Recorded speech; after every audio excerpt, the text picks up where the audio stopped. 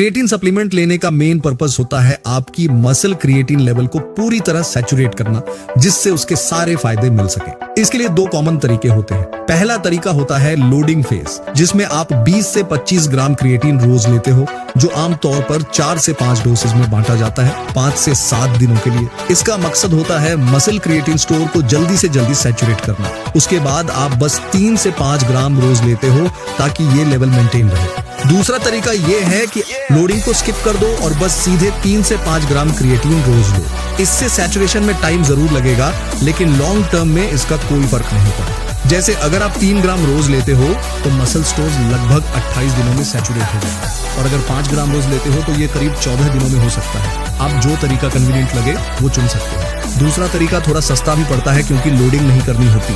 Creatine से कुछ लोगों को माइल्ड गैस्ट्रिक प्रॉब्लम्स होती हैं, और ये ज्यादा डोज जैसे लोडिंग फेज में लेने पर ज्यादा हो सकती है। तो ऐसे केसेस में दूसरा तरीका लो डेली डोज बेहतर हो सकता है। जब लॉन्ग टर्म में 3 से 5 ग्राम डेली डोज को कंपेयर किया गया तो एक रिसर्च पेपर ने पाया कि स्ट्रेंथ गेन लगभग सेम होती है। तो 3 ग्राम रोज लेना मेजॉरिटी लोगों के लिए इनफ हो सकता है। एक पुरानी स्टडी ने यह भी दिखाया था कि 2 ग्राम क्रिएटिन रोज लेना मसल क्रिएटिन लेवल को मेंटेन करने के लिए काफी है लोडिंग के बाद। ये बात भी सपोर्ट करती है कि लो डोज ज्यादातर लोगों के लिए सफिशिएंट होती है। हालांकि जिनका बॉडी साइज बड़ा है उन्हें 5 ग्राम के करीब डोज से ज्यादा बेनिफिट हो सकता है। अगर आप बॉडी मास के हिसाब से देखना चाहें तो 0.4 ग्राम प्रति किलोग्राम रोजाना लेना प्रभावी हो सकता है। क्रिएटिन को साइकिल करने की कोई जरूरत नहीं है, इसे लंबे समय के लिए लेना सुरक्षित माना गया है। कुछ लोगों ने किडनी को लेकर चिंता उठाया है, लेकिन ये क्रिएटिन और क्रिएटिनिन मेटाबॉलिज्म को ठीक से न समझ पाने की वजह से है, और एक पुरानी 1998 की केस स्टडी पर बेस्ड है।